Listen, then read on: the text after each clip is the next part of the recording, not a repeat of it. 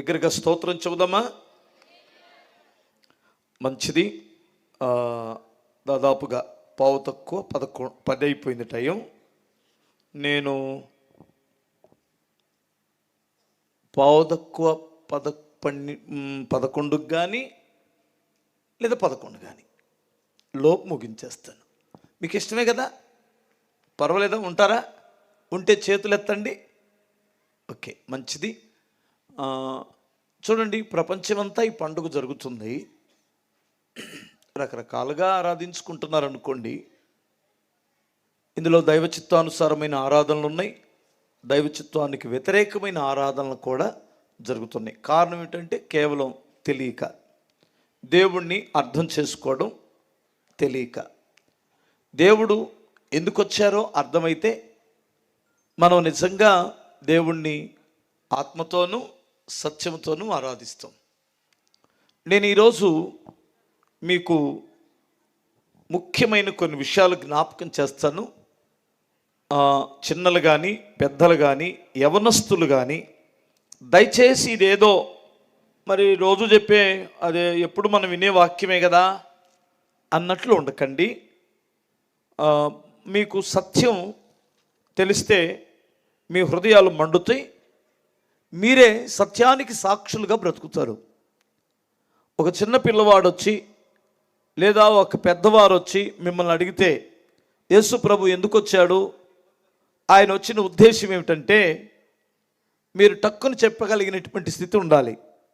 లేదంటే మేమేమే అని ఆ తండ్రి కూడా దేవుడే, మరి అదేలే, మరి మాకు మాత్రం ఏం తెలుసు, అందరూ వెళ్తున్నారు కాబట్టి మేము వెళ్తున్నామని నీళ్ళు నమ్మకూడదు. కరెక్ట్గా చెప్పేసేయాలి. అర్థం? ఎందుకంటే మన దేవుడు మన చేతిలో పరిశుద్ధ గ్రంథాన్ని ఉంచారు, అంత క్లారిటీగా ఇచ్చారు. అర్థం కాని భక్తి మనిషిని వ్యర్థుల్ని చేస్తుంది. అర్థమవుతుందా?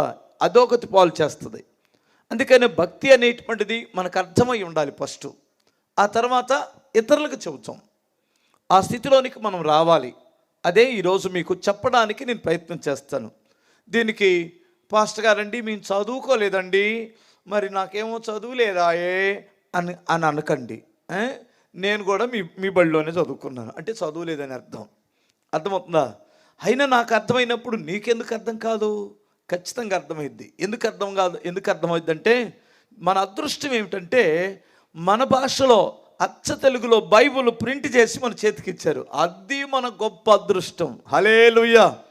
ఇదేదో పిచ్చి పిచ్చి భాషలో రాసి మన చేతిలో పెట్టి ఆడెవడో చదివి మనం దాన్ని అర్థం చెప్పి మనం అర్థం చేసుకుంటే అంత పెద్ద ఇది మనం లేనిపోయింది ఎందుకు వచ్చిన గోళ మనకు అనిపించింది. ఇది మన భాషలో సృష్టికర్త అయిన దేవుడు రాయించి మన చేతిలో పెట్టాడు. ఇంత స్పష్టంగా ఇంత చక్కగా మరి ఏ గ్రంథము కూడా మనకు అర్థం కాదనమాట. అంత చక్కగా అర్థమయ్యే గ్రంథం ఇది. కనుక మీకేమి పిచ్చి పిచ్చిగా ఏముండదో, చక్కగా అర్థమైద్ది. ఓకే, సరే. మొట్టమొదటిగా ఒక వాక్యం చదువుకుందాం. ఏమిటంటే లూకాసు వార్త 2వ అధ్యాయం 10వ వాక్యములు ఏముందంటే, ప్రభుదూత వారి యొద్దకు వచ్చి నిలిచెను. ప్రభు మహిమ వారి చుట్టూ ప్రకాశించినందున వారు మిక్కిలి భయపడిరి. 9వ వాక్యం చదివాను. 10వ వాక్యం, అయితే ఆ దూత భయపడకుడి, ఇదిగో ప్రజలందరికీ కలుగుబోవు మహాసంతోషకరమైన శుభవర్తమానము నేను మీకు తెలియచేయుచున్నాను. దావీదు పట్టణమందు నేడు రక్షకుడు మీ కొరకు పుట్టి ఉన్నాడు అన్నాడు. గమనించాలి, ఇది ఎక్కడో ఇజ్రాయిల్ దేశంలో యూదయా బెత్లెహేం ప్రాంతంలో గొర్రెలు కాసుకునేటువంటి ఆ గొర్రెల కాపర్లకు వచ్చిన వర్తమానం అయితే, మరి ఇది ప్రపంచంలో ఉన్న ప్రజలందరికీ కలిగే మహాసంతోషకరమైన శుభవర్తమానం ఏంటి? దానికి సంబంధం ఏంటి? మీరు గమనించాలి. యేసు ప్రభు వారు మరణించక మునుపు ఆయన ఇశ్రాయేలులోను మాత్రమే ఉన్నాడు. యేసు ప్రభు వారు మరణించిన తర్వాత ప్రపంచానికి శుభవార్త ప్రకాశింపబడింది. కారణం ఏమిటి? దీని గురించే మనం ఈరోజు చర్చించబోతున్నాం. స్తోత్రం చెప్పగలరా? వాస్తవంగా ఈ క్రిస్మస్ ఆరాధన అంటే ఏమిటి పాస్టర్ గారు? లైటింగ్ వేసుకోవడమేగా, అదే కదా. వాళ్ళేమో సంక్రాంతికి పప్పలు వండుకుంటారు, మనం యేసుప్రభుని నమ్ముకున్నాం కాబట్టి మనమేమో ఇదేంటి కిస్మిస్కి మనం అరిసెలు బియ్యం నానబోసుకొని అరిసెలు వండుకుంటాం, అంతే కదా. అదేమో ఆ పండగ మనం ఆ రోజుల్లో సంక్రాంతి పండగకు మరి పిండి దంచుకొని ఆ రోజుల్లో అలా చేసుకునే వాళ్ళం అబ్బాయి. మరి ఈ రోజుల్లో మరి మనం అది పెట్టి ఎస్పీబు దగ్గరికి వచ్చాం కదా, మరి ఇక్కడది ఈ పండగ ఖర్చులు వండుకోవాలి. అదేనా పండగ? ఆ రోజుల్లో దాని కొత్త బట్టలు తెచ్చుకునే వాళ్ళం, దీనికి కొత్త బట్టలు తెచ్చుకోవాలి అంతే. ఇంకా నయ్యం దాన్ని కోడి పందాలు వేసేవాళ్ళం, దీనికి కోడి పందాలు వేయాలనలా. మీకు అర్థం కాలేదా? ఇప్పుడు ఆ 3 రోజులు మనోళ్ళు 2 పండుగలు చేస్తారండి. దీనికి ఏమో దించేస్తారు. రేపు పొద్దున అదేంటి ఏం పండగ అబ్బాయి, రేపు జనవరి, అది సంక్రాంతి పండగ. సంక్రాంతి పండగ మళ్ళీ కోడి పందాలకు వెళ్తాడు మన అన్నలో, పెద్ద అన్నలో. అంటే కేవలం ఈ దేవుళ్ళు వచ్చింది పండగలు చేసుకోవడానికా? ఏమండి, దేవుళ్ళు వచ్చింది నీకు ఒక పండగరా, వాడికి ఒక పండగ, వీడికి ఒక పండగ ఇస్తున్నాం అందుకని వచ్చాం. ఏమన్నా జ్ఞానం ఉందా? ఒకసారి మీరు ఆలోచించండి. సంబరాలు చేసుకోవడానికి దేవుడు ఇక్కడికి రాలేదు. తాగి తందనాలు ఆడడానికి యేసు ప్రభు నా దేవుడు అంటాడు ఒక్కొక్కడు. అందుకు కాదు, ఈ బుర్ర తక్కువడికి దయ్యం పట్టింది, అసలు దేవుడు అర్థం కాలేదు అడికి. అందుకనే ఇది సంతోషకరం అంటే మందు దాగి సంతోషించడం కాదు, కొత్త బట్టలు వేసుకొని సంతోషించడం కాదు, పప్పలు వండుకొని సంతోషించడం కాదు, అప్పో సప్పో తీసుకొని. మరి మీ ఊళ్ళో ఏం షాపింగ్ మాల్స్ ఉన్నాయో, ఏమున్నాయి ఇక్కడ నూజివీడులో? హల్లెలూయా. చందన బెదరస్, బొమ్మన బెదరస్ ఏం లేవుగా, ఇంకా అంతకాడికి ఎదగలేదేమో. అది బాగా డబ్బులు ఉన్న దగ్గర ఆ పెద్ద పెద్ద పట్టణాల్లో ఉండి బాగా వదిలేస్తాయి. స్తోత్రం చెప్పాలి ఒకసారి. మంచిది. అందుకు కాదు ప్రభు వచ్చింది. ఆయన ఎందుకు వచ్చారు అంటే గమనించాలి, దాన్నే ఇప్పుడు చెప్పబోతున్నాను. ఆయన వచ్చిన తర్వాత, సృష్టికర్త అయిన యేసు ప్రభు ఈ లోకానికి వచ్చిన తర్వాత ఆయన చేసిన మంచి పనులను బట్టి దేవుడు అవ్వలేదు. కుంటి వాళ్ళను స్వస్థపరిచి, గుడ్డోరికి కళ్ళిచ్చి, చెవిటోడికి చెవులిచ్చి, మూగోడికి నోరిచ్చి, అర్థమవుతున్న రక్తస్రావం కలిగిన క్యాన్సర్ వ్యాధిగ్రస్తులకు స్వస్థత ఇచ్చి, చచ్చిపోయిన వాడిని బ్రతికించి, ఏమండి ఆ యొక్క గాలిని సముద్రమును ఆపి, ఇలాంటి గొప్ప గొప్ప పనులు చేశాడు కనుక ఈయన దేవుడయ్యాడు అనుకోమాకండి. దేవుడే మనిషి అయ్యాడు, అది ఇప్పుడు పండగ. మీకు అర్థం కాలేదా?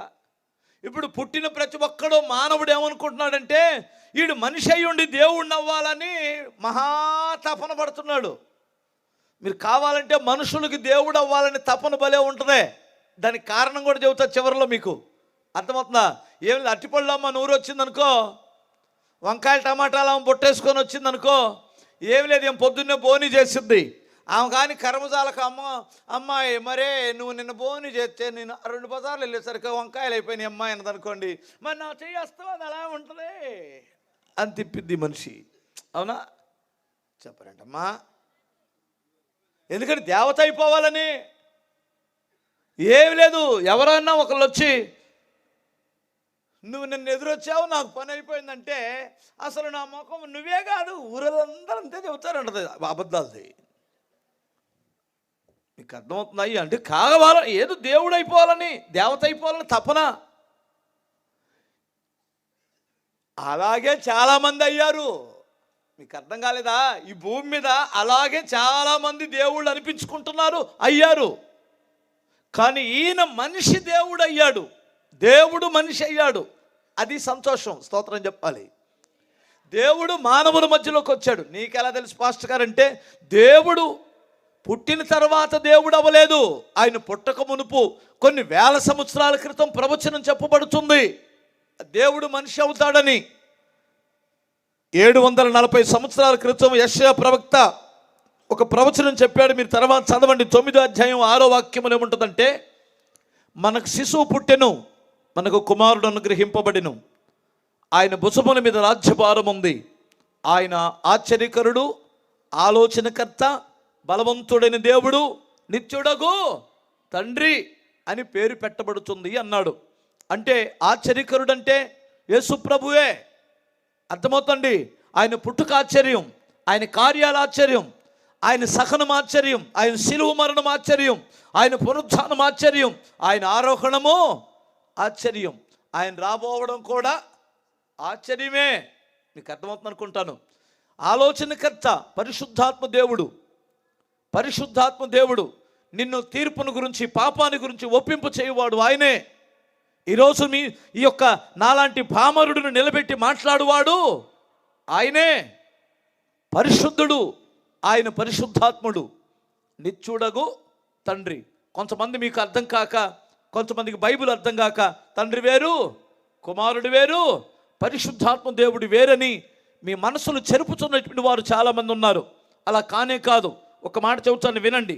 ఆయన గుణగణాలు మీకు అర్థం కావడానికి ఇందులో నీళ్లు ఉన్నాయి కదా, దీన్ని నీళ్ళని పిలుస్తాం, మంచినీళ్ళు. దీన్ని డీప్ ఫ్రిడ్జ్లో పెడితే 1 గంట తర్వాత ఏమైంది? ఐస్ అయిద్ది, ఐస్ గడ్డ అయిద్ది, అవునా? ఆ తర్వాత ఒకవేళ దీని నీళ్ళల్లో ఈ నీళ్లు పొయ్యి మీద పెట్టి బాగా మసలుగా పెడితే ఏమైద్దో? నీళ్ళు అయిద్దా? ఏం నీళ్ళు కాదా? ఆవిరి అయిద్దని చెప్పవే. మసలుగా పెట్టానని చెప్పాను నేను. స్తోత్రం చెప్పాలి. మసలుగా పెడుతుంటే దాన్ని ఆవిరైపోయింది కదా. కానీ నీళ్ళే ఉష్ణోగ్రత మారుతున్నప్పుడు ఐస్ గడ్డైంది, అదే ఆవిరైంది. ఇలా ఉంటే త్రాగే వాటర్ అయిపోయింది. ఈ 3 కాలాల్లో దేవుడు కూడా ఒకే గుణం. ఆయన స్థలాలు మారినప్పుడు తండ్రిగాను, కుమారుడుగాను, పరిశుద్ధాత్ముడుగాను పని చేస్తున్నాడు, అంతే. స్తోత్రం చెప్పాలి. మనలో చాలామంది ఒక మాట అంటారు, ఏమిటంటే దేవుడు మరి పరలోకంలో నుండి మరి ఇక్కడికి వస్తే పరలోకం ఖాళీగా ఉందా పాస్టర్ గారు? నీ తెలివితేటలు మండ. దేవుడు నీకు ఏమర్థమయ్యాడు? ఆయన ఇప్పుడు చూడండి, మనకు కొన్ని విషయాలు అర్థం కాదు. దేవుడిని అర్థం చేసుకోవడం, మానవుడు 100 సార్లు పుట్టినా వాడికి అర్థం కాడు. ఫస్ట్. 2, ఈ సృష్టి, దేవుడు సృష్టించిన భూమి, ఈ యొక్క సృష్టి ఉందే, ఈ సృష్టిలో ఇప్పుడు 100లో 1 పైసా కూడా మానవుడికి అర్థం కాల. తెలుసుకోవాల్సింది ఇంకా అంత ఉంది. ఇది తెలుసుకునేసరికి పోతున్నాడు, ఇంత టెక్నాలజీ పెరిగిన అర్థం కావట్లా. అక్కడ దాకేందుకు? ఇప్పుడు ఈ మానవ శరీరం ఉందా, బాడీ ఉంది కదా, ఈ మానవ శరీరానికి ఎంతమంది డాక్టర్లు ఉన్నారు? ఎముకల డాక్టరు, నరాల డాక్టరు, గుండె డాక్టరు, కిడ్నీ డాక్టరు, పళ్ళ డాక్టరు, స్కిన్ డాక్టరు, అవునా? ఎన్ని డాక్టర్లు ఉన్నారు? ఇంకా బోల్డ్ ఎంతమంది ఉన్నారు. ఒక్కో పార్టీకి ఒక్కొక్క డాక్టర్లు ఉన్నారు కదా. వీళ్ళందరూ కూడా మానవ శరీరాన్ని గురించి ఆలోచించి బుర్ర బాగొట్టుకుంటున్నారు. ఎందుకంటే ఈ సృష్టి ఎంత మర్మమో మానవ శరీరము కూడా అంతే మర్మమై ఉంది. అంటే నీకు నాకు రవ్వంత కూడా ఇంకా తెలియలేదు. తెలుసుకోవడానికి ప్రయత్నం చేయొద్దు. దేవుడు సర్వశక్తి గల దేవుడు, ఏదైనా చేయగలడు, ఎక్కడైనా ఉండగలడు, అక్కడ కనిపించగలడు, ఇక్కడ మానవ శరీరములో ఉండగలడు. ఆయన మహోన్నతుడైనటువంటి సర్వశక్తి గల దేవుడు. నువ్వు నేను ఇప్పుడు నేను ఇక్కడ ఉన్నాను, గుంటూరులో ఉంటానా ఏంటి? హల్లెలూయా. మీకు అర్థం కాలేదా? ఉండలేనట్లాగు. కానీ దేవుడు అన్ని చోట్ల ఉంటాడు. ఎందుకంటే ఆయన స్వయంభవుడు, ఆయన సర్వశక్తి గలవాడు, ఆయన సర్వంతర్యామి. ఈ దేవుడు ఎలా భూమి మీదకి వస్తాడు? దీనికి నిదర్శనం ఏమిటంటే 7:14 యెషయా గ్రంథంలో ఏముంటుందంటే, ఇదిగో దానికి చూసిన ఒకటి ఉంటుంది. ఆ చూసిన ఏమిటంటే కన్యక గర్భవతి కుమారుని కంటుంది అన్నాడు. ఇది ఎక్కడ నెరవేరింది అంటే లూకా సువార్త 1వ అధ్యాయం 29 నుండి 30వ వాక్యములో మీరు చూస్తే, పరలోకము నుండి దిగొచ్చినటువంటి దేవదూత గాబ్రియల్ దూత, దయాప్రాప్తురాల, నీకు శుభం కలుగునుగాక అని చెప్పాడు. మరియ దగ్గరికి వచ్చి, ఆమె మహాపుణ్య స్త్రీ, అర్థమవుతుంది, పరిశుద్ధురాలు, కన్యక, కామము లేనటువంటి స్త్రీ. ఒక్క మాటతో చెప్పాలంటే ఆమె హృదయములో చెడ్డ తలంపులు లేని స్త్రీ, ఏ పురుషుడును కూడా ఊహించుకోనటువంటి స్త్రీ, నీతిమంతురాలు. ఆమె దగ్గరకు వచ్చి, ఇదిగో నువ్వు గర్భం ధరించబోతున్నావు, పుట్టబోయే శిశువు పరిశుద్ధుడు, ఆయన సర్వోన్నతుడైన దేవుని కుమారుడు అనబడును అంటే, ఆమె ఆశ్చర్యపోయి ఒక మాట అడిగింది, నాయనా ఇది ఎలాగూ సాధ్యం? నేను పురుషుడిని ఎరగని దానినే అని చెప్పింది. పురుషుడిని ఎరగని దానినే అని అమాయకంగా అడిగేది ఎవరో? పురుషుడిని ఎరిగిన వాళ్ళు అడుగుతారా? చెప్పరండి. మీకు అర్థం కాలేదా? స్తోత్రం చెప్పగలరా? అమాయకంగా ఎవరు అడుగుతారు బ్రదర్? అయ్యో ఇది ఎలాగో సాధ్యం? ప్రపంచములో మహానుభావులు, దేవుళ్ళు అనబడుచున్న ప్రతి ఒక్కడు పురుషుని యొక్క సంబంధముతోనే పుట్టారు. అందుకు ఈ అమ్మాయి అడుగుతుంది ఎలాగిది సాధ్యమని. అప్పుడు ప్రభు అంటాడు, సర్వోన్నతుని దేవుని శక్తి నిన్ను కమ్ముకుంటుంది, నువ్వు గర్భం ధరిస్తావన్నాడు. అలాగూ ఆ ప్రవచనం నెరవేరి 2000 సంవత్సరాల క్రితం ఆయన జన్మిస్తే, ఆయన జన్మించి పొత్తిగుడ్డలో చుట్టి ఆ పశువుల పాకలో పడుకోబెట్టారు. అదొక పెద్ద చరిత్ర, దాని గురించి మీకు చాలాసార్లు వింటున్నారు. అందుకని నేను చెప్పాల్సిన విషయాలు ఉన్నాయి కనుక ముందుకెళ్తున్నాను. స్తోత్రం చెప్పాలి. అప్పుడు తూర్పు దేశం నుండి 2 సంవత్సరాలకి నడిచొచ్చి, 2 సంవత్సరాలు పట్టింది వాళ్ళు నడిచి రావడానికి ఇంచుమించుగా. అక్కడికి వచ్చి తిన్నగా ఎక్కడికి వెళ్ళారంటే రాజదర్బారుకి వెళ్ళారు. అంటే హెరోదు రాజు యొక్క కోటలోనికి ప్రవేశించారు. తూర్పు దేశపు జ్ఞానులు అన్నారు వారిని. వారు వెళ్ళి ఏమని అడుగుతున్నారంటే, ఈ దేశంలో ఒక రాజు పుట్టాడు, ఆ రాజు ఎక్కడ పుట్టాడని అడిగారు హెరోదుని. ఎందుకంటే రాజకుటుంబంలో జన్మించి ఉంటాడని. అది మీకెలా తెలుసు అని అడిగాడు అతడు. మా దేశంలో ఆయనకి సంబంధించిన ఆనవాలు, ఆయన నక్షత్రమును చూసి వచ్చామన్నారు. ఆడికేం అర్థం కాలేదు. రాజు పుట్టాడా? మా కుటుంబంలో ఎవరు పుట్టలేదే అన్నాడు. గమనించాలి, ఇప్పుడు యేసుప్రభు వారు రాజ పరిపాలన చేశాడా ఈ భూమి మీద? చేయలే కదా. అందుకనే కదా యూదులకు మండింది. నువ్వేదో రాజు అవుతావు అనుకుంటే నువ్వేంటి ఆడికి పన్ను కట్టమంటావు? ఏమండి, కైసరుకు పన్ను కట్టమంటాడంటే మేమేదో ఉద్ధరిస్తాడనుకుంటే అని కదా వాళ్ళు కోపపడ్డారు. మరి రాజ్య పరిపాలన చేయలేదు. యేసుప్రభువాన్ని సాకిన తండ్రి యోసేపు రాజా ఏమని పిలిచారు వాళ్ళ ఊరులందరూ? ఏంటమ్మా అర్థమవుతుందా తల్లులారా? ఒకసారి అల్లు చెప్పగలరా? ఏ స్టక్ అయిపోయారు?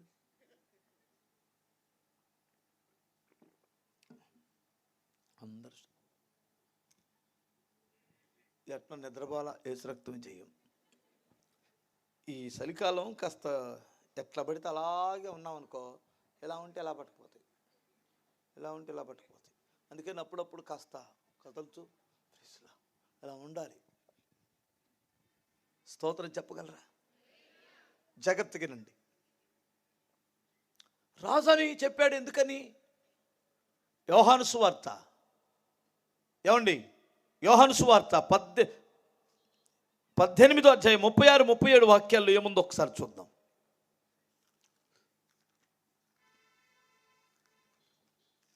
ఏమంటాడంటే,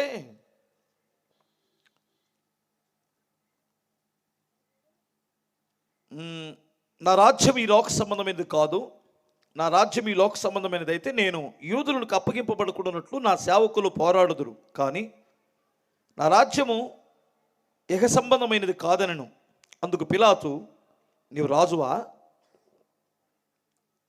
అని ఆయనను అడగగా, యేసు, నీవు అన్నట్లు నేను రాజునే అనెను. అమ్మ వినండి తల్లులారు, అమ్మ ఇలాంటివి మీకు అర్థం కావు, కానీ ఇది సత్యం చెప్పాలి. హల్లెలూయా. ఇప్పుడు మీకేం చెప్పాలంటే, నాకు తెలిసి, ఓ ప్రియమైన దేవుని బిడ్డలారా, యేసు ప్రభు వారు వస్తూ మీ కొరకు పప్పలు తెచ్చాడు.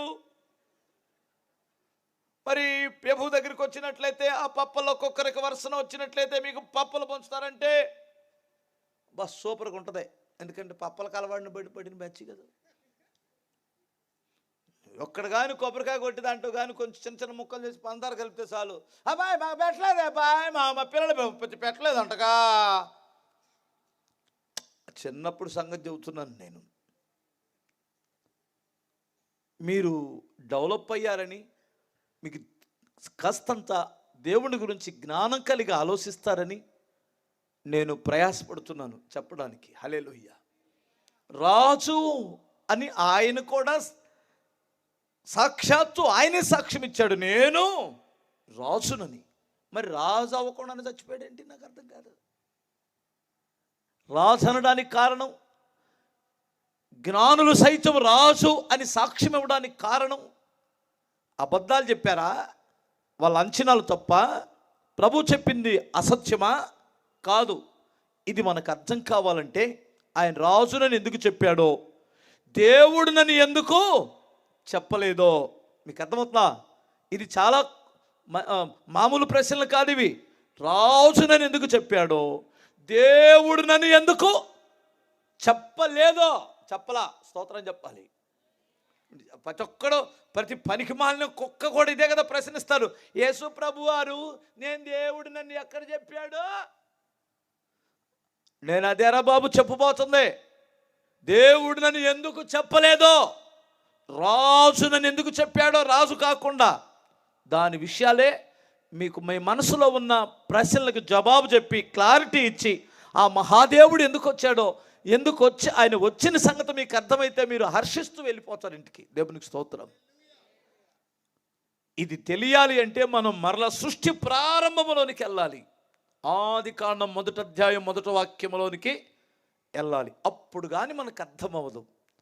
ఏమర్థమవుతుందంటే, దేవుడు నన్ను చెప్పుకోకపోవడానికి కారణం, రాజు కాకుండా నేను రాజునని చెప్పడానికి కారణం, సృష్టి ప్రారంభంలోనికి వెళ్దాం. ఇప్పుడు దీన్ని ఒక స్టోరీ లాగా చెబుతాను మీకు. స్తోత్రం చెప్పాలి. ఏమిటంటే, మహాదేవుడు, మహోన్నతుడు, సర్వశక్తి కలిగిన దేవుడు, సర్వంతర్యామి, ఆయన సమీపించడాని తేజస్సులో అమరత్వం కలిగిన దేవుడు ఉన్నాడే, ఆ ఒక్క దేవుడు భూమిని, ఆకాశమును, సూర్య చంద్ర నక్షత్రాలను కలుగు చేయక మునుపు పరలోకాన్ని కలుగు చేశాడు. పరలోకం ఉందని ఎంతమంది నమ్ముతారు? ఏంటి నమ్మరా? నమ్మపోతే రక్తమే చేయం, నరకమే. ఉంది, పరలోకం ఉంది. నువ్వు నమ్మనంత మాత్రం లేకపోలేదు. గుడ్డోడికి సూర్యుడిని ఎక్కడ చూపిస్తాం? గుడ్డోడికి సూర్యుడిని మనం చూపిస్తామా? ఆడు కళ్ళు మూసుకొని ఏదమ్మా సూర్యుడు అన్నాడు అనుకో, ఆడికి ఆడ చూపిస్తాం మనం. ఆడికి కనపడనంత మాత్రం సూర్యుడు లేడా? మీకు అర్థం కాలేదా? నేను నమ్మనా, నాకు కనపడట్లేదంటే సూర్యుడు లేడా? ఉన్నాడు, కానీ ఆడు గుడ్డోడు అంతే. పరలోకాన్ని సృష్టించాడు ఆయన. పరలోకములో మనకంటే ముందుగా గొప్ప దేవదూతలను సృష్టించాడు. కొన్ని కోట్ల మంది దేవదూతలని. ఆ కోట్ల దేవదూతలలో కొంతమందికి 2 రెక్కలుంటే, కొంతమందికి 6 రెక్కలుంటాయట. స్తోత్రం చెప్పాలి. 2 రెక్కలతో వాటి ముఖం కప్పుకుంటారు, 2 రెక్కలతో కాళ్ళు కప్పుకుంటారు, 2 రెక్కలతో ప్రభువుని ఎగురుతూ స్తుతిస్తారట. అలాంటి ఒక గొప్ప మహిమ గల పరలోకం ఉంది. ఆ పరలోకములో మరి గొప్ప దేవదూతల సమూహం ఉంది. అందులో మికాయేల్, గాబ్రియల్, లూసిఫర్, రఫాయేల్ అనేటువంటి దేవదూతలు ప్రధాన దూతలు ఉండేవారు. అర్థమవుతుంది. ఆ దూతలకి కొంతమంది సైన్యం ఉండేది, దూతల సైన్యం. అది ఒక మహిమగల పరలోక రాజ్యం. అది దానికి అంతము లేదు, మహిమగల రాజ్యం అది. ఆ రాజ్యములో ఆయన సమీపించడాని తేజస్సులో అమరత్వం కలిగిన దేవుడు తన సింహాసనం మీద కూర్చుండేవాడు. కాకపోతే ఆయన మహోన్నతుడైన ప్రేమ కలిగిన దేవుడికి ఒక ఆలోచన వచ్చింది. ఏమిటంటే, నా పోలికతో, నా స్వరూపముతో నాలాంటి ఒక మనుషుడిని, అంటే కుమారుడిని అనగా వారసుడిని నేను సృష్టించుకోవాలి అనేటువంటి తలంపు వచ్చి, ఆ తలంపు వచ్చిన తోడనే దేవుడు ఇదిగో ఈ అందమైన భూమిని ఆయన మహత్తరమైన మాట చొప్పున సృష్టించాడు. అర్థమవుతుందా? స్తోత్రం చెప్పాలి. భూమిని సృష్టించాడు కానీ మానవుణ్ణి ఇంకా అక్కడ సృష్టించలేదు. ఈ వార్త పరలోకములో ఉన్న తన దూతలకి దేవుడు తెలియచేశాడు. దూతలకు తెలియజేశాడా?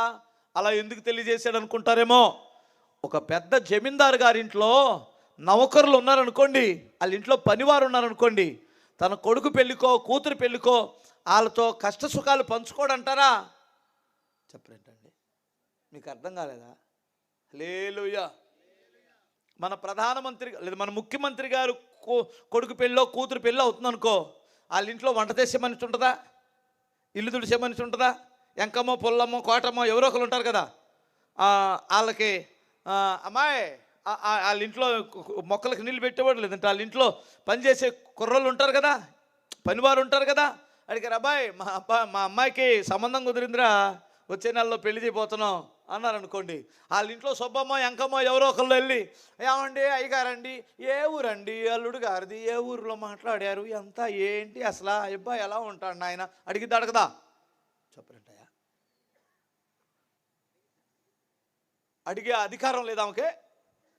స్తోత్రం చెప్పాలి. ఇదేంటయ్య బాబు ఇగోలా? స్తోత్రం చెప్పండి ఒకసారి.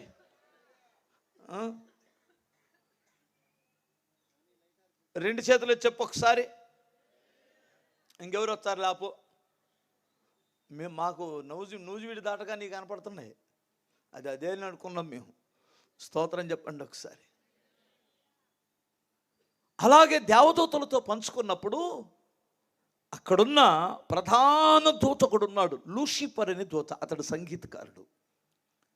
ప్రభువా, పుట్టబోయేవాడు ఎవడు? నా పనంతటి మీద అధికారము కలిగి నా కుమారుడయుండి సమస్తమునకు వారసుడు, నా స్వరూపము, నా పోలిక, నా గుణగణాలు కలిగినటువంటి వాడే మానవుడు. అతడు నీ కుమారుడైతే వారసుడు కదా. ఓ, మేమెవరమి? దూత అనగా పనివాడు, కుమారుడు అనగా వారసుడు. స్తోత్రం చెప్పాలి. దూత ఎవడో? పనివాడు. కుమారుడు అనగా వారసుడు. ఇప్పుడు పనివాడు ముందు పుట్టాడా, కుమారుడు ముందు పుట్టబోతున్నాడా? పనివాడు ముందు పుట్టాడు. ఆడు దేవుని చేతి పని. ఇప్పుడు వెనక పుట్టేవాడు వారసుడైతే ముందు పుట్టినోడికి ఏమొచ్చింది? ప్రేమ, అసూయ. కరెక్ట్గా చెప్పావు. ఎవరి మీద అసూయ? పుట్టబోయే వారసుడి మీద అసూయ.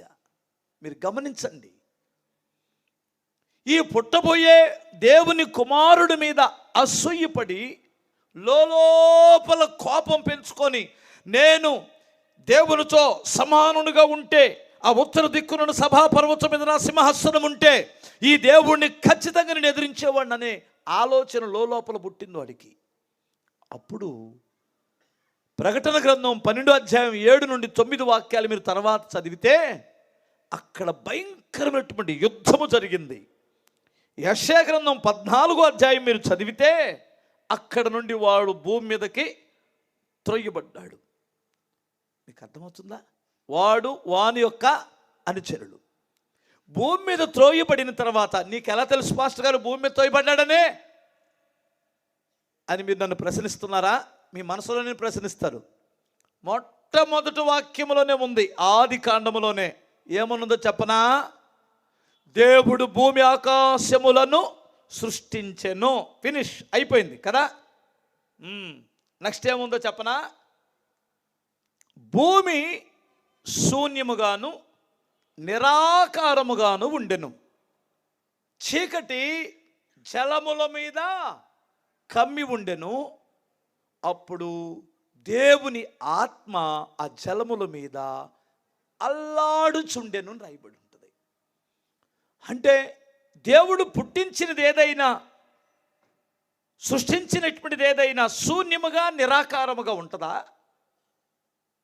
గమనించాలి. పుట్టిన వెంటనే తాగుబోతాడు ఎవరికైనా పుట్టాడా?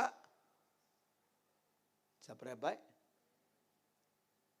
పుట్టిన వెంటనే ఎవడైనా దరిద్రుడు వ్యభిచారి పుట్టాడా? దొంగ పుట్టాడా? బందిపోడు దొంగ పుట్టాడా? పుట్టిన వెంటనే. పెళ్లి చేసుకున్న వెంటనే కుటుంబంలో సైతాన్ గాడు వచ్చాడా? చెప్పరంటయ్యా. ఎప్పుడు రాదు. ఆడి ఎప్పుడు పడతాడో అప్పుడు ఆ కుటుంబం శూన్యమైపోయింది. ఆడు ఏ కుటుంబంలోనికి వస్తాడో, ఏ జీవితంలోనికి వస్తాడో, ఏ హృదయంలో పడతాడో వారి జీవితం మటాష్ చీకటిగా మారిపోయింది. భూమి నిరాకారముగా మారిపోయింది. దేవుని ప్రణాళిక ఆగింది. అది ఎంతకాలమైందో నాకు తెలియదు. సైన్స్ వారిని అడిగితే ఇప్పుడు వాళ్ళు ఏం చెబుతున్నారంటే, మీరన్నట్లు బైబిల్ ప్రకారం మానవుడు పుట్టి 6000 సంవత్సరాలు, మానవుడు పుట్టి 6000 సంవత్సరాలే కానీ సృష్టి ప్రారంభమై 6000 సంవత్సరాలు కాదు. ఎందుకంటే భూమి ముందా మానవుడు ముందన్నా? అబ్బాయి మరి ఎన్ని సంవత్సరాలు? స్తోత్రం చెప్పాలి. అప్పుడు ఈ భూమి మీదకు త్రోయబడినటువంటి వారు ఎంతకాలం ఉన్నారో నాకు తెలియదు, కానీ మొత్తం మీద వేలల్లో ఉన్నారో లక్షల్లో ఉన్నారో ఇక్కడ ఉన్నారు వాళ్ళు. దేవుని ప్రణాళిక ఎప్పుడు ఆపుకోడు. తన కుమారుని పుట్టించాలనుకున్నాడు, దాన్ని ఖచ్చితంగా అనుకున్నది నెరవేర్చే తీరుతాడు. నీ జీవితంలో కూడా దేవుడు చేయాలనుకున్నది ఖచ్చితంగా భూమి తలక్రిందులని చేస్తాడు దేవుడు నీ జీవితంలో. ఆయన అంత శక్తిగల దేవుడు. వెంటనే దేవుడు ఏం చేశాడంటే, ఈ భూమి మీద ఉన్నటువంటి ఈ త్రోయబడిన దురాత్మలైన దూతలని ఆయన ఆకాశ మండలములోనికి పంపించాడట. మీరు పోరాడునది ఆకాశ మండలములోని దురాత్మల సమూహం అన్నాడు. పరలోకము నుంచి ఎక్కడ త్రోయబడినవయ్యి? ఫస్ట్ భూమి మీదకి. భూమి మీద నుంచి ఇప్పుడు ఎక్కడికి వెళ్ళినాయి? ఆకాశ మండలములోనికి. అప్పుడు దీనిని ఆయన ఆత్మ దీన్ని బాగు చేసేంత వరకు అల్లాడుతుందని చదువుకున్నాం కదా. ఆదికాండం 2వ అధ్యాయం 1-2 వాక్యాల్లో దీన్ని నివాసయోగ్యమైన భూమిగా తయారు చేసుకొని ఇందులో ఏదేను తోట అనేటువంటి ఒక పరదేశును దేవుడు సుడించాడు. పరదేశు అంటారు, ఏదేను తోటని ఏమంటారు? పరదేశు. స్తోత్రం చెప్పాలి. ఇప్పుడు పరదేశు 3వ ప్లేస్లో ఉంది. ఆదాము కాలంలో భూమి మీద ఉంది. ఆదాము తప్పు చేసిన తర్వాత భూమి క్రిందకు వెళ్ళింది. యేసు ప్రభు మరణించి తిరిగి లేచిన తర్వాత చెరగా పట్టుకొని ఆయన ఆకాశములోనికి తీసుకొని వెళ్ళాడు. పరలోకానికి కింద ఉంది ఇప్పుడు. స్తోత్రం చెప్పాలి ఒకసారి. ఇప్పుడు చనిపోయిన క్రీస్తునందు మృతులైన వారందరూ ఎక్కడున్నారు తెలుసా? ఆ పరదైసులోనే ఉన్నారు. అదే ఏదేను తోట. స్తోత్రం చెప్పాలి. ఈ తోట ఇక్కడున్నప్పుడు ఆయన నేలమట్టిలో నుంచి నరుడిని తీసి తన పోలికతో తన ముక్కు, తన చెవులు, తన కళ్ళు, తన చేతులు, అర్థమవుతుందా? హల్లెలూయా. యాసిడ్కి ప్రింట్ దించేశాడు. ఎవరిలాగా? ఆయనలాగా. స్తోత్రం చెప్పాలి. దాన్నే మనం పొదుగుల అద్దంలో చూసుకుంటుంది. ఏంటి అలా చూస్తున్నారు ఒక రకంగా నా వైపు? మనం అట్లా కాదంటారా? ఎంత అందగాలమో తెలుసా మనం? హల్లెలూయా. మన అందం బావాలంటే ఏం చేయాల్సిన అవసరం లేదు. ముందు 2 పళ్ళు ఓడబీగితే చాలు. జీవితంలో మన ముఖమే ఎవడదోడరో మన ముందు ఎవడు నిలబడ్డాం. 2 పళ్ళు పోతే చాలు కదా. ఊహించుకోండి, ఏమి లేదు. ఎంత అందంగా అనుకున్నారు మనం? మానవుడు దేవుళ్ళలాగున్నాం. హల్లెలూయా. దేవుళ్ళలాగున్నాం. నిజంగా దేవుళ్ళలాగే ఉన్నాం. స్తోత్రం చెప్పాలి. అవునా కాదా? స్తోత్రం చెప్పాలి ఒకసారి. ఇప్పుడు మనకి 2 కాళ్ళు ఉన్నాయి కదా. ఒక కాలు ముందో వెనకో పుడితే ఎట్లా ఉంటుంది? 3వ కాలు చండాలంగా ఉంటుంది కదా. అయ్యి బాబోయ్, దరిద్రం చూడలేం. ఎవడైనా 3 కాళ్ళోడు ఇలా నడుపుతున్నాడు, 3 కాళ్ళోడు, మీరు పిల్లనిస్తారా? 2 కాళ్ళోడికే ఇస్తాడు. ఎందుకంటే వాడు మళ్ళాగా లేడు కాబట్టి. అవునా కాదా? స్తోత్రం చెప్పండి ఒకసారి. అంటే దేవుడులాగే మనం పుట్టాం. దేవుడు సృష్టించాడు. దేవుడు మానవుణ్ణి మట్టిలో నుంచి తీసి సృష్టించాడు అనడానికి నిదర్శనం ఏమన్నా ఉందా పాస్టర్ గారు? చెప్పనా మీకు? చెప్తాను విను. మట్టిలోని తీసాడు అనడానికి ఖచ్చితమైన సైన్స్కు ఖచ్చితంగా మ్యాచ్ అవుద్ది. డాక్టర్ దగ్గరికి వెళ్ళండి, నీకు ఐరన్ తగ్గింది, ఐరన్ ట్యాబ్లెట్లు వాడు. నీకు పొటాషియం తగ్గింది, ఇంకా ఏంటి మెగ్నీషియం తగ్గింది, కాల్షియం తగ్గింది. ఇవన్నీ అందులో ఉంటాయి ఏమ్మా? భూమిలో ఉంటాయా? అంటే ఈ నుంచి పుట్టాడు భూమిలో నుండి. మా మా మా మా పెద్దలు చెప్పారు, మనుషులు ఎలా పుట్టారంటే, నాయనా ఒక జాతి ఏమో మనుషులు దేవుడు తలలో నుంచి వచ్చిందిరా, ఒకళ్ళేమో భుజాల నుంచి వచ్చారు, ఒకళ్ళేమో కడుపులో నుంచి వచ్చారు, ఒకళ్ళేమో కాళ్ళల్లో నుంచి వచ్చారు. ఆ కాళ్ళలో నుంచి వచ్చినటువంటి వారు అంటారా అని వాళ్ళ అబ్బాయి అని చెప్పేవాళ్ళు. వాళ్ళు సోదరులు. ఇది ఒక పెద్ద చరిత్ర. మీకు అర్థమవుతుందా? ఇప్పుడు సైన్స్ వారి దగ్గరికి వెళ్ళి, చదువుకున్నటువంటి వారి దగ్గరికి వెళ్ళి, సార్ ఒక తల్లికి తలలో నుంచి ఒక కొడుకు, పెద్ద కొడుకు, రెండో కొడుకు భుజాల్లో నుంచి, మూడో కొడుకు కడుపులో నుండి, నాలుగో కొడుకు కాళ్ళ నుంచి ఎవరైనా పుడతారంటే పళ్ళు రాలు కొడతాడు. అవునా కాదా? స్తోత్రం చెప్పగలవా? ఇంత చదువుకొని మళ్ళా దాన్ని ఎలా నమ్ముతున్నావు? పరిశుద్ధ గ్రంథము సెలవిస్తుంది, మట్టిలో నుండి మానవుడిని తయారు చేశాడని. చేసి వాని పక్కటెముకలో నుంచి ఒక స్త్రీని నిర్మించాడట. బిగ్గరగా స్తోత్రం చెప్పాలి. ఎందుకు అలా ఎందుకు చేశాడు పాస్టర్ గారు అంటే మీకు ఒక మాట చెప్పనా? హల్లెలూయా. ఇద్దరు పురుషులకు పెళ్లి చేస్తే వాళ్ళిద్దరికి గొడవ వస్తే ఇంకేమన్నా ఉందా? ఏంటి అలా చూస్తున్నారు? ఈడు బలవంతుడే, వాడు బలవంతుడే.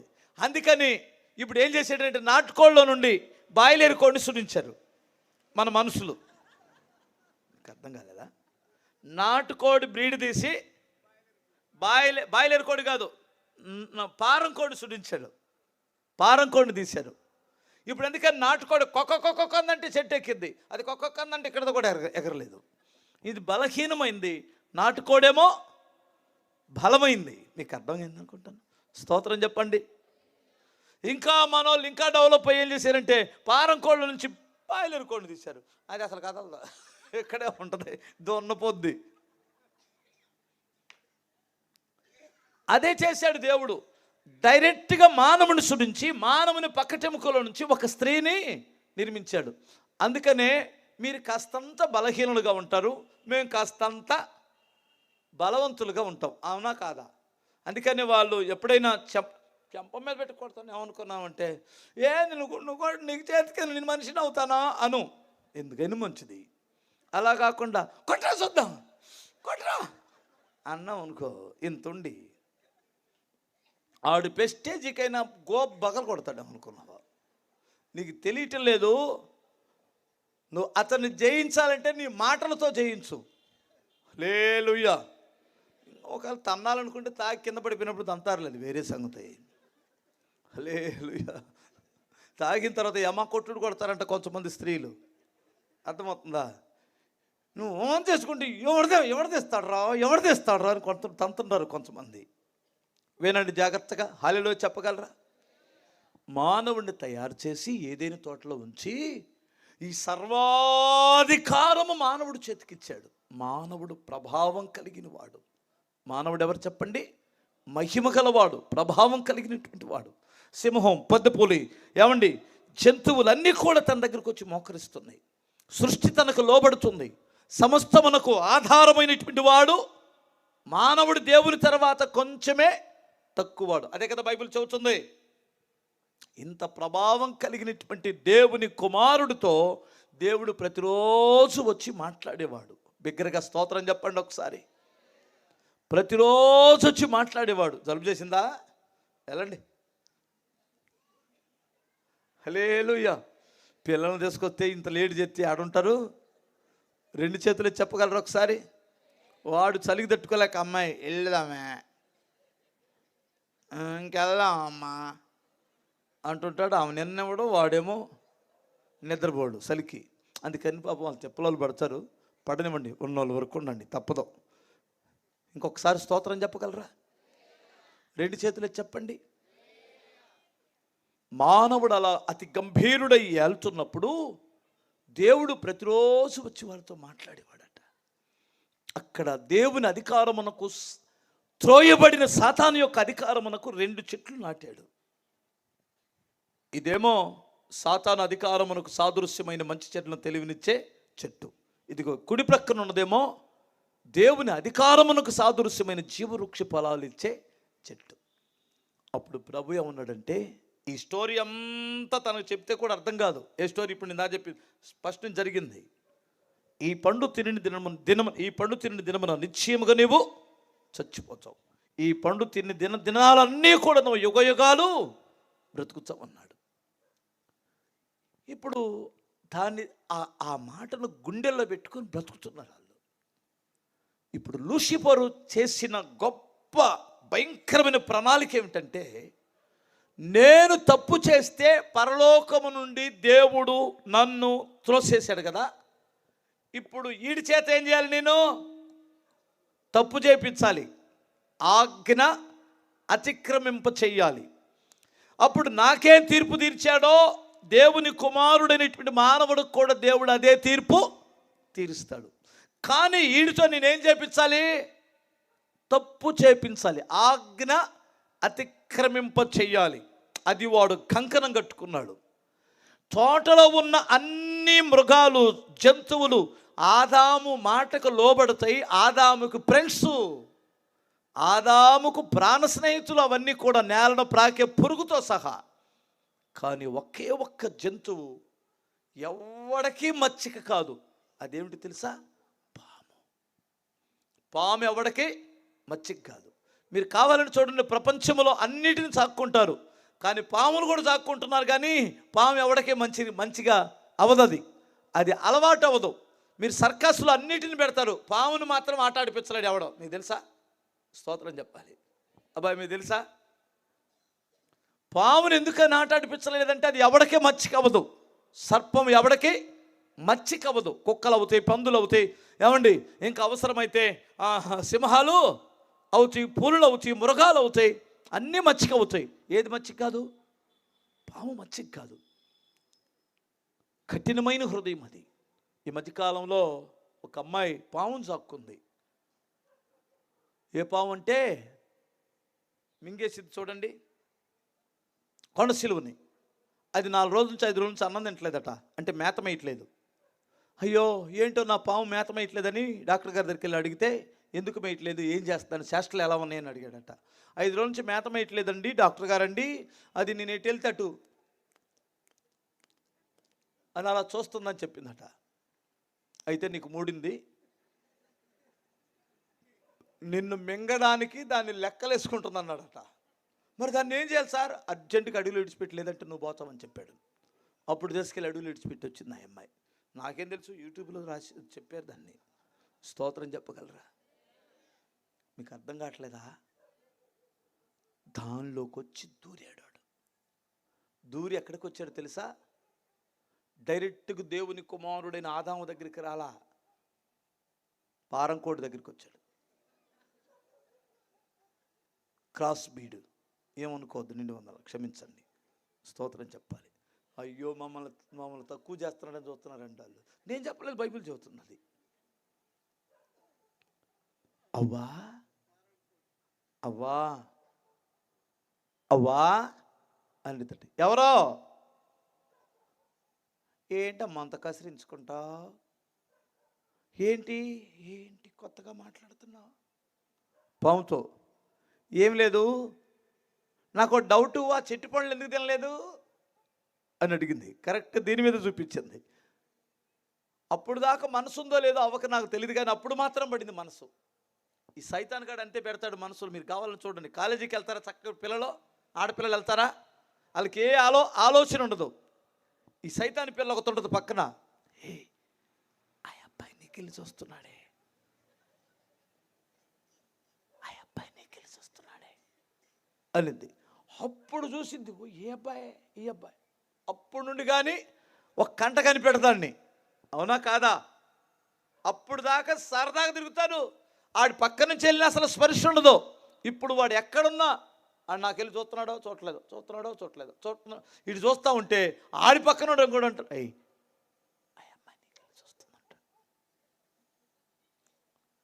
ఈ పక్కనున్న సైతాన్ గాడే ఈ చూపులు కలిపేది, వీడు మనసు లేనిపోయిన మనసు పెట్టేది, తెలీదు అసలు వీడికి. ఈ పండు తింటే ఏమైంది? అమ్మో తింటే చచ్చిపోతాం. నిజమా? ఎంత స్వీట్ వాయిసో. నిజమా? కానే కాదు, నిజము కానే కాదు. తింటే మీరు దేవతలు అయిపోతారనింది.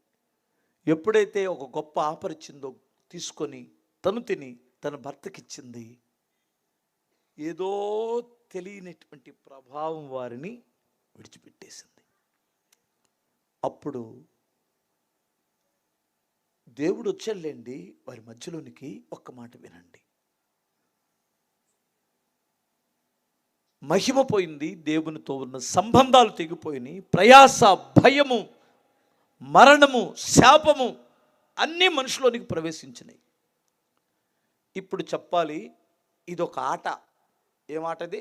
ఇది ఒక గేమ్ అనమాట. ఎవరి మధ్యలో జరిగింది గేము? మానవుడికి సాతానుడికి ఒక గేము. ఈ గేములో ఓడిపోయింది ఎవడో? అజ్ఞానముతో మానవుడు. ఇప్పుడు అధికారం ఎవడికి వచ్చింది? ఇప్పుడు రాజు ఎవడో? ఫస్ట్ రాజు ఎవడో? మానవుడైన ఆదాం. ఇప్పుడు రాజు ఎవడో? సాతానుడు. ఇప్పుడు వాడు తప్పు చేశాడు, ఈడు తప్పు చేశాడు. ఇద్దరిని త్రొయ్యవలసిన, బయటికి గెంటవలసిన బాధ్యత ఎవరిది? తండ్రిది. మీకు అర్థం కాలేదా? వాడు కసితో నవ్వుకుంటున్నాడు. నేను తప్పు చేస్తే పరలోకం నుండి నన్ను కిందకి త్రోసేసావు, ఇప్పుడు ఈయన్ని పరదేశంలో నుండి బయటికి పంపించేయాలి. స్టార్ట్ అయిపోయింది. దేవుడు వాడిని గెంటేసి దేవుడు కన్యలతో పరలోకానికి వెళ్ళాడు. అదే జరిగింది. నీ కొడుకు ఏమన్నా తప్పు చేస్తే నువ్వు ఏడవా? ఏడుస్తావా? నేను అదే ఊహిస్తున్నాను. దేవుడు కన్యలతో వెళ్ళాడు. ఆయన చేతి పని పాడైపోయినప్పుడు, తన కుమారుడు చనిపోయినప్పుడు కన్యలతో పరలోకానికి వెళ్ళిపోయాడు ఆయన. భూమి మీద మానవుణ్ణి చేజిక్కించుకున్న దుష్టుడు వాని ప్రభుత్వములో, వాడి అధికారములో 3 చట్టాలు చేశాడు. 3 చట్టాలు చేశాడు. ఈ 3 చట్టాలు ప్రజల్లోనికి, మానవ జాతికి అమలు చేసాడు. మానవ జాతి దుష్టునికి లోబడిపోయింది. ఇప్పుడు అంతే. వాడి చట్టం ఏంటి తెలుసు? ఇప్పుడు ప్రభుత్వం మార్గాన్ని చట్టం చేసుకోవచ్చు, తెలుసు కదా? స్తోత్రం చెప్పాలి. ఏం బ్రదర్, ఎంతమంది తెలుసు ఆ విషయం? హల్లెలూయా. వారి చట్టం వారు చేసుకోవచ్చు. వారి చట్టం అమల్లోకి వచ్చింది. ఏమొచ్చిందో చెప్పనా? ఇప్పుడు చెబుతాను త్వరగా. రోమీలకు రాసిన పత్రిక 1వ అధ్యాయం 23వ వాక్యం చదువుతాను. మొట్టమొదటిగా, వారు అక్షయుడగు దేవుని మహిమను మనుషుల యొక్కయు క్షయమగు మనుషుల యొక్కయు పక్షుల యొక్కయు శతుత్పద జంతువుల యొక్కయు పురుగుల యొక్కయు ప్రతిమా స్వరూపములుగా మార్చిరి. ఈ హేతువు చేత వారు తమ హృదయములో దురాశలను అనుసరించి తమ శరీరములను పరస్పర అవమానపరుచుకున్నట్లు దేవుడు వారిని అపవిత్రతకు అప్పగించెను. అట్టివారు దేవుని సత్యమును అసత్యమునకు మార్చి సృష్టికర్తకు ప్రతిగా సృష్టిని పూజించి సేవించిరి. ఫస్ట్ వాడి చట్టం ఏం చేశాడు? సృష్టికర్తకు ప్రతిగా సృష్టిని సేవించండి. అమ్మ, నా బాధ ఎంతమందికి అర్థమవుతుంది తల్లులారా? దేవుణ్ణా మనం సేవించాల్సింది, సృష్టించిన దేవుణ్ణా సేవించాల్సింది. దేవుడు చేతి పనైన ఈ పూలని, ఈ యొక్క ఇదేంటి టేబుల్ని, ఈ గాలిని, ఈ నీరుని, వేడిని, ఈయన సేవించాలి. ఎవరిని సేవించాలి? మరి ఇప్పుడు ఎవరిని సేవించేటట్టు చేసాడో? మానవుణ్ణి, సృష్టిని. చూసారా? ఇప్పుడు ఎవరు కనుమరుగయ్యారు? దేవుడి స్థానంలోనికి ఎవరు వచ్చారు? సృష్టిని తీసుకొని వచ్చాడు. పెద్ద దుర్మార్గుడు. దేవుడు ఉన్నాడంటే దేవుడు ఎవడా? మాకేం తెలుసు నాయన, ఇటు నుంచి చల్లటి గాలి వచ్చింది, అదే వందనాలు అంటున్నారు. దేవుడు ఉన్నాడు బాబు, దేవుడిని సేవించండి అంటే, దేవుడికి ఒకటి మంచి నీళ్ళు ఇస్తాడా ఏంటి? ఆ గ్లాస్ మంచి నీళ్ళు ఇస్తే ఆ మంచి నీళ్ళే మనకు కాడుపు నిండితే కొంత చల్లారితే చాలు, అదే అయిపోయింది. స్మాష్. ఇంకా చెబుతా నేను. నెక్స్ట్ దీని తర్వాత ఆ కింద 26వ వాక్యములో ఉంది, ఎందువలన సృష్టికర్తకు ప్రతిగా సృష్టమును సేవించుట వలన దేవుడు తుచ్చమైన అభిలాషలకు వారిని అప్పగించెను. వారు స్త్రీలు సైతము స్వాభావికమైన ధర్మమును విడిచి స్వభావానికి విరుద్ధమైన ధర్మమును అనుసరించిన అటువలనే పురుషులు కూడా స్త్రీ యొక్క స్వాభావికమైన ధర్మమును విడిచి పురుషులు అవాచికమైనది చేయుచు తమ తప్పిదమునకు తగిన ప్రతిఫలము పొందుచు ఒకరి ఎడల ఒకరు కామాతృతులైరి. మీకు అర్థమైందా తల్లులారా? స్తోత్రం చెప్పండి. విపరీతమైన కామకత్వం అంటే అపవిత్రతకు దిగిపోయాడు మానవుడు. కామాతృత అంటే సహజంగా దేవుడు సంతానోత్పత్తి కొరకు ప్రతి పురుషుడిలో, ప్రతి స్త్రీలో కామ కోరికలు పెట్టాడు దేవుడు. కానీ దీనిని విపరీతముగా అనుభవించడం అంటే ఎలా చెప్పాలి మీకు? ఈ పండ్లన్నీ మీరు తినొచ్చు, ఈ పండు తినకూడదు. కానీ ఈ మనసు దేని మీదకి పెట్టాడు? ఈ పండు మీదకే పెట్టాడు, తినకూడని పండు మీదకే పెట్టాడు. వీడికి నీ భార్య ఉంది కదా, పక్కవాని యొక్క భార్య వైపు చూస్తాడు వీడు. ఏ కామం ఇది? విపరీతమైన కామం. ఒక చిన్న 6 నెలల పిల్లని ఒక దుర్మార్గుడు పాడు చేసి చంపేశాడు వరంగల్ దగ్గర, తెలుసు కదా, హన్మకొండ. మీరు గమనించాలి. దుర్గి అనే గ్రామంలో ఆ యొక్క మండలంలో కన్న తల్లిని పాడు చేయబోతుంటే ఆ తల్లి తట్టుకోలేక రోకల బండ తీసుకొని కొడుకును చంపి పడేసి పోలీస్ స్టేషన్కి వెళ్ళిపోయింది. కన్న బిడ్డను రేపు చేశాడని. ఏమండి, ఇది ఏం కామం? పురుషులతో పురుషులు, స్త్రీలతో స్త్రీలు. ఇది సృష్టి ప్రారంభము నుండి దుష్టుడు మానవుల్లో ఈ క్రూరత్వాన్ని పెట్టేశాడు. మీకు అర్థం కాలేదమ్మా తల్లులారా? బైక్ తోలేది ఎవడో? పురుషులా స్త్రీలా? అడ్వర్టైజ్మెంట్ ఇచ్చేది ఎవరో? పురుషుడు ఇస్తున్నాడా? ఇప్పుడు ఎంత దుర్మార్గమో చూడండి. మళ్ళా మన దేశంలో స్త్రీలను మనం గౌరవించవలేను. ఏంద్రా నువ్వు గౌరవించేది? ఆడపిల్లని అర్ధనగ్నంగా బైక్ మీద కాలేపించి, అర్థమవుతుందా? ఈ బైకును కొనండి అంటే దాని అర్థం ఏంటి? ఏం చేస్తున్నాడు మానవుడు? ఆడపిల్లను అన్యాయం చేయట్లేదు, ఒక ఆట బొమ్మలాగా ఆడుకోవట్లేదండి దుర్మార్గులు. మీకు అర్థం కావట్లేదా? స్తోత్రం చెప్పు ఒకసారి. హల్లెలూయా. ఏమనుకోవద్దమ్మా, కామాతృత. ఇందులో నుండి మరొకటి వచ్చింది, మరొక చట్టం చేశాడు. అదేమిటి తెలుసా? అది సమస్తమైన దుష్టత్వంతో నింపేశాడట. అదేమిటో చెప్తాను, చదవండి. 29వ వాక్యం. అట్టివారు సమస్తమైన దుర్నీతి చేతను, దుష్టత్వము చేతను, లోభము చేతను, వీషి చేతను నిండుకొని మత్సరము, నరహత్య, కలహము, కపటము, వైర్యముతో నిండినవారై కొండ్రిగాండ్రు, అపవాదుకులు, దేవదోషకులు, హింసకులు, అహంకారులు, బింకములాడువారు, చెడ్డవాటిని కల్పించువారు, తల్లిదండ్రులకు అవిధేయులు, అవివేకులు, మాట తప్పువారు, అనురాగరహితులు, నిరర్థులైరి, ఇట్టి కార్యమునభ్యసించువారు మరణమునకు తగినవారు. ఫినిష్ అయిపోయింది మానవ చరిత్ర. అమ్మా అర్థమవుతుందా? అర్థం కావట్లేదు కాదు. ఏందో ఈ పాస్టర్ గారు తెగారి చెబుతున్నాడు. మరంట మీ ఊర్లాంటి ఊరికి ఓ జంగమాయన వచ్చాడంట. ఆయన బూ అని అరిచాడు. అరిచే ఒక ఆమె వచ్చి అలా చూసింది. ఆహా, ఏం స్పందన వచ్చింది నా ఊదురికని మరలా ఊదాడు. ఇంకో 2 అడుగులేసి ఎలా వచ్చింది, మరలా ఊదాడు. మరలా ముందుకు వచ్చి ఎలా చూస్తుంది. ఈయనకు అర్థం కాదు ఏంటంటే, ఊదినప్పుడు ఆమె స్పందన వస్తే ఇంట్లోకి వెళ్ళి అన్ని బియ్యమో పెసలో కందులో తీసుకొచ్చి చెయ్యాలి కదా. ఈ దగ్గరకు వచ్చి అలా చూస్తుంది ఏంటి? తేదేంది అనుకుని మరలా 4వసారి ఓదుతున్నప్పుడు అటు నుంచి ఒకడు అరకేసుకొని వెళ్తూ, ఏమయ్యా పొద్దుగుగులు ఓదక ఈ అమ్మ మనిషి దగ్గర వస్తున్నావే అన్నాడట. ఏం బాబు అన్నాడు. ఆమెకు బండ చెవుడు. నేను చెవిటోడు ముందు శంకుదినట్లు లేదు కదా, అట్లా ఉందా? పర్వాలేదా? చెవిటోళ్ళు ఏం కాదు కదా. స్తోత్రం చెప్పగలరా? ఏమో నాకు డౌట్ వచ్చి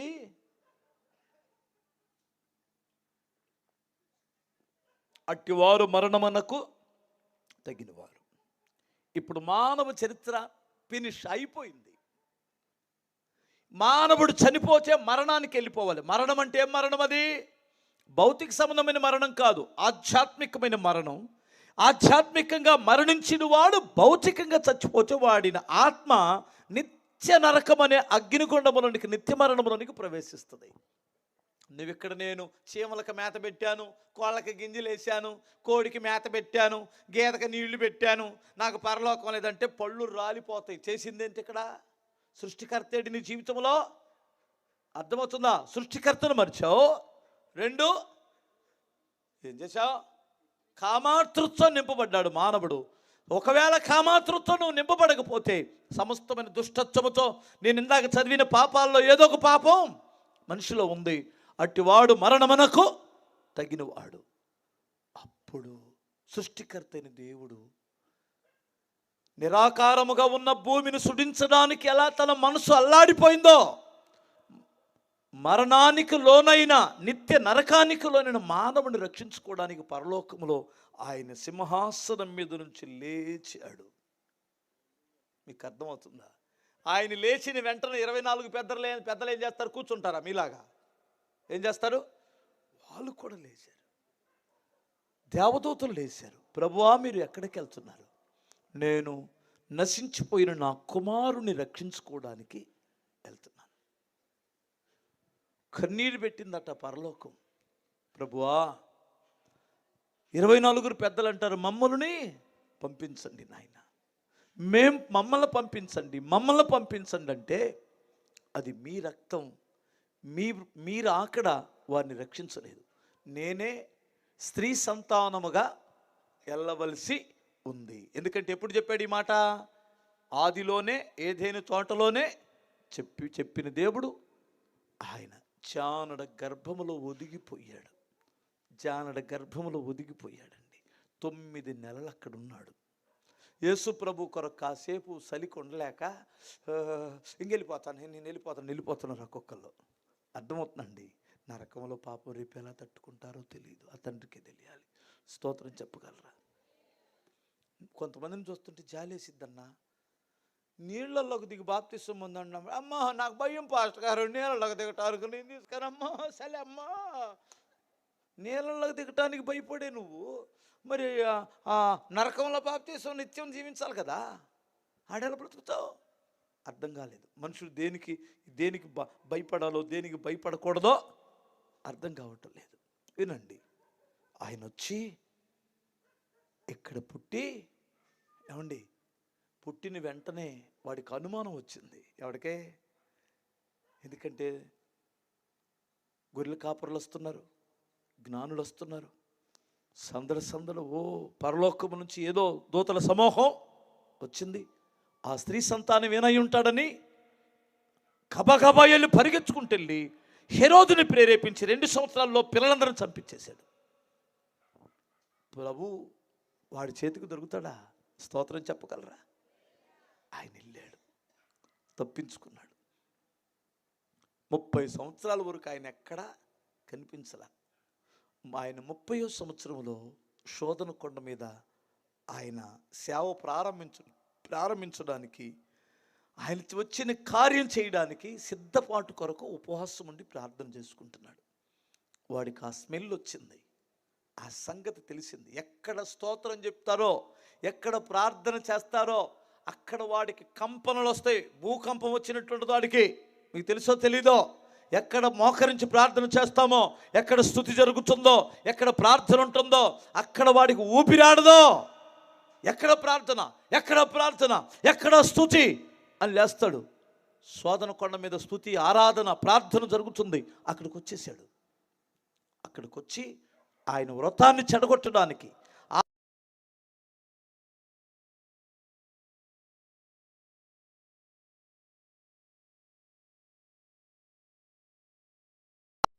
ఆయనని తెలీదు.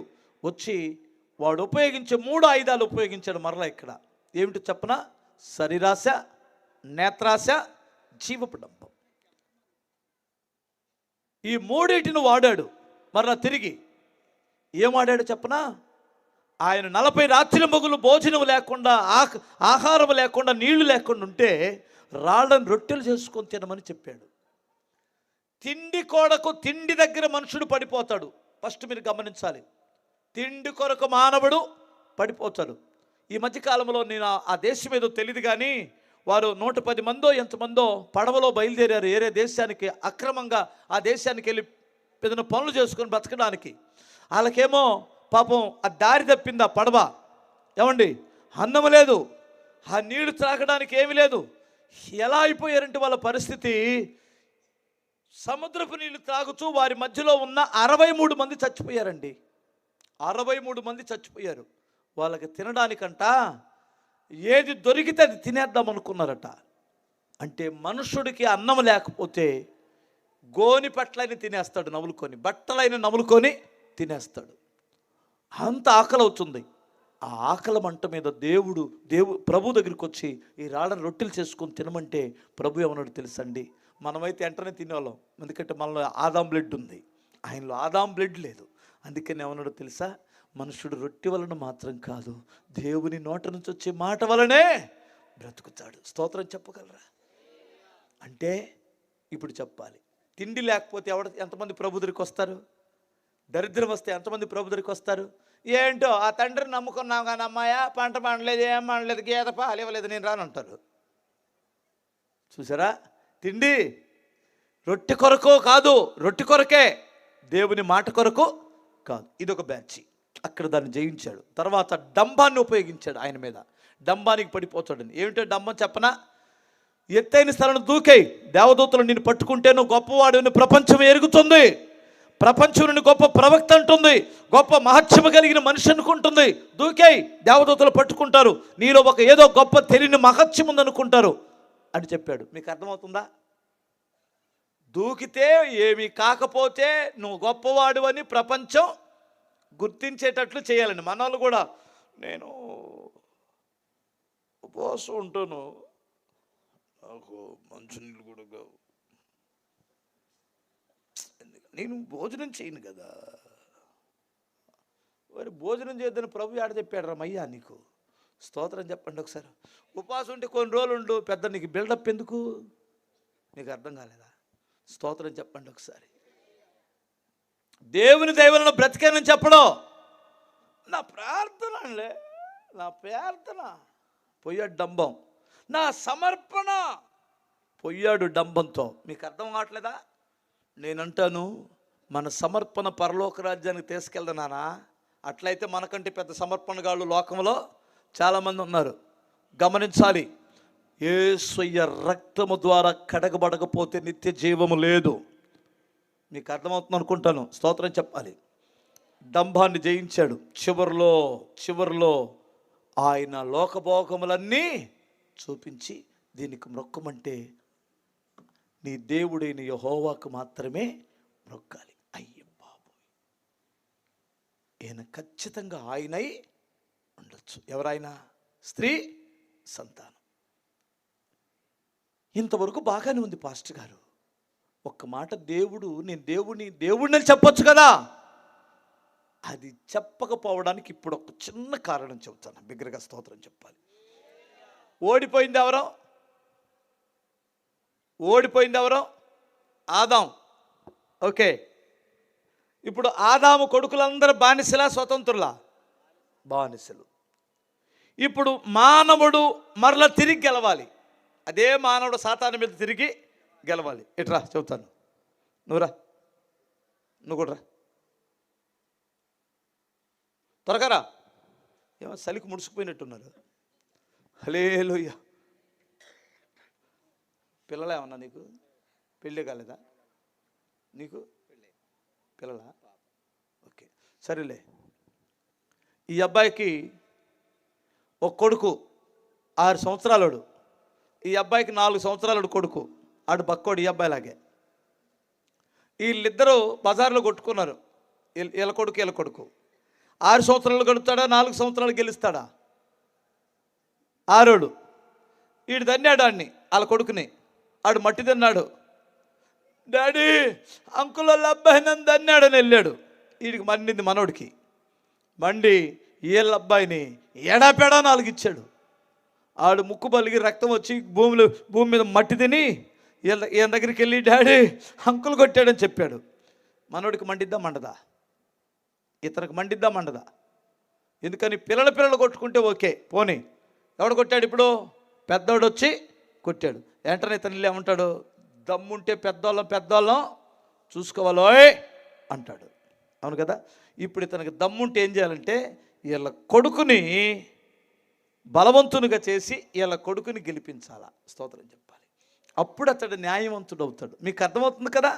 అందుకు యేసు ప్రభు వారు సంపూర్ణ కుమారుడుగా, మానవుడుగా, కడపటి ఆదాముగా ఈ లోకానికి వచ్చి మీరెవరో దేవుడా అంటే కాదు, దేవుని కుమారుడుని అన్నాడు. స్తోత్రం చెప్పాలి. మీరు గమనించాలి, నేను దేవుని, ఆయన అబద్ధాలని చెప్పలేదు.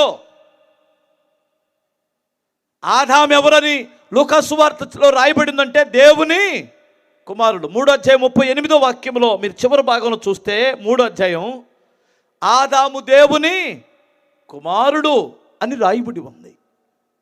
ఇప్పుడు యేసు ప్రభు వారు దేవుని కుమారుడు అని చెప్పుకోవడానికి కారణం ఏమిటంటే కడపటి ఆదాముగా వచ్చి వాని క్రియలను లయపరిచి, అర్థమవుతుందా, నేను దేవుడిని అని చెప్పకుండా మానవుడిని దేవుని కుమారుడిని చెప్పి రహస్యంగా ఉంచి, అలాగూ దేవుని యొక్క క్రియలు ప్రకటిస్తున్నప్పుడు లూసిఫరుకి కనిపిస్తులో ఉండి అర్థం కాక ఈయన్ని చంపేయాలని మత పెద్దలను ప్రేరేపించి యేసుని చంపి పాతి పెట్టించాడు. అంతే.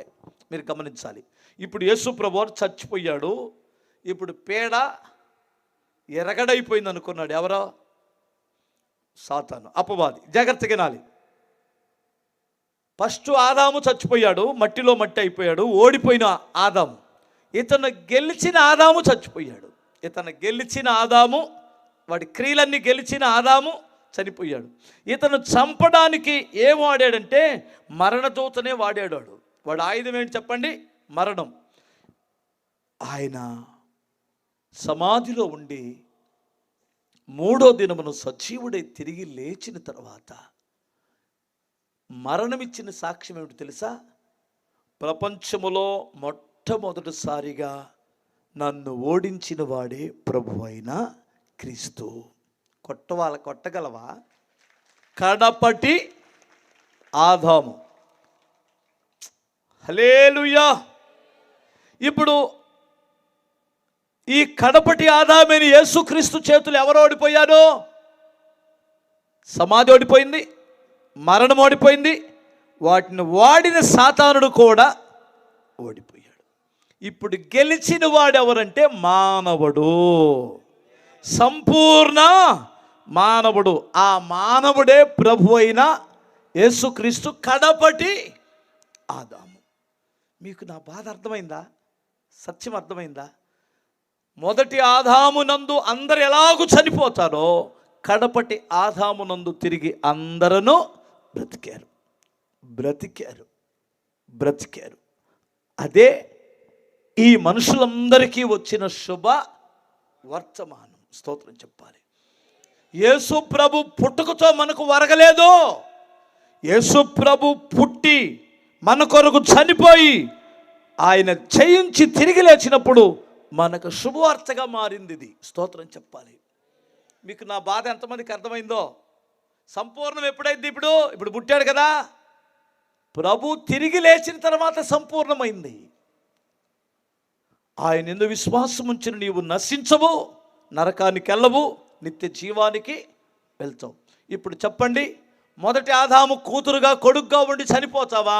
కడపటి ఆదాము కొడుగ్గా కూతురుగా ఉండి చనిపోతావా?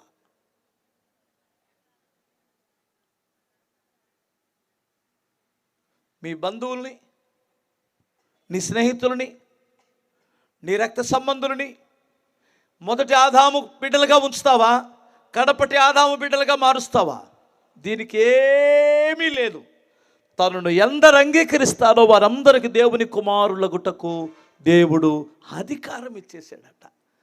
అంగీకరించడం, నమ్మడం. స్తోత్రం చెప్పాలి. ఇదొక్కటే నమ్మడం. నువ్వు చిన్న తాయితను నమ్ముతావు, వాస్తుని నమ్ముతావు, పిచ్చి పనులు ఎన్నో నమ్ముతావు. దేవుడు నమ్మదగిన వాడు కాదా? ఇదేంటి పాస్టర్ గారు, ఈ కిస్మిస్ రోజు అప్పుడు ఏదైనా ఆశీర్వాదాలు కొమ్మరించి వెళ్తారనుకుంటే చివరికి తీసుకొచ్చి యేసుప్రభునే నమ్ముకోమంటావంటే మరి ఆయనలోనే ఉందమ్మా బుద్ధి, జ్ఞానము, సర్వ సంపద. కొట్టు చప్పట్లో. ఏమేమున్నాయి ఆయన దగ్గర? బుద్ధి ఉంది, జ్ఞానం ఉంది, సర్వ సంపద ఉంది. ఆయనే ఆశీర్వాదం. ఆయన నమ్మడమే ప్రశాంతత. ఆయన యందు నమ్మకం ఉంచడమే ఆరోగ్యం. ఆయన నమ్ముతారని నేను మనసారా కోరుకుంటున్నాను. ఇప్పుడు ఎందుకు ఆయన వచ్చాడో మీకు అర్థమైందా? ఇప్పుడు కడపట ఆదాములో ఉంటారా, మొదట ఆదాములో ఉంటారా, కడపట ఆదాములో ఉంటారా? చూసారా? ఇప్పుడు చెప్పండి అమ్మా, ఇప్పుడు చెప్పండి, యేసు పండుగ చేసుకోవడానికి వచ్చాడా? మనం పండుగ చేసుకోవడానికి ఆయన వచ్చారా? చెప్పరేటమ్మా? యేసు పుట్టెను చింతలేదిక. మంచిదే, నేను కాదన్నావు. అసలు నువ్వు ఏ ఉద్దేశంతో పాడుతున్నావు అది? హల్లెలూయా. అర్థమైంది కదా? ఒక్కొక్క ఆయన టపాసులు వెలుస్తున్నాడు, డొంబుకాయలు వెలుస్తున్నాడు ఒక్కొక్కడు. ఏమని? యేసు పుట్టాడు. ఏంటండి యేసు పుట్టాడు? నీకేం ఒరిగిందిరా తాగుపోతాడా? నువ్వు యేసు పుట్టాడు, నీ పేరేందే? ఏబో అబ్బరాం. ఇక్కడ అబ్బరాం. ఈ అబ్బరాం గొబ్బరాం అయ్యాడు రా. ఏమనుకోదు బాబు, అబ్బరాం నిన్నంటలేదు నాయన. ఎవడైనా తాగి అక్కడ కింద పడి గొబ్బ అయిపోతే ఆయన అంటున్నాను నేను. నీ కొరకే ప్రభు వచ్చాడు. నువ్వు మనుషుల చేత ద్వేషించబడుతున్నావే, నాశనం అయిపోయావే. జీవితాన్ని బాగు చేయడానికి కడపట ఆదాముగా సంపూర్ణ మానవుడిగా వచ్చాడు. ఆయన చేయాల్సిందంతా చేసి జయించి వెళ్ళిపోయాడు. ఆయన విశ్వాసం ఉంచు, ఆ జయ జీవితం దేవుడు నీకు ఇస్తారు. ఈ మాటల వినికిడిలో ప్రభు ఫలింప చేయునుగాక. హల్లెలూయా.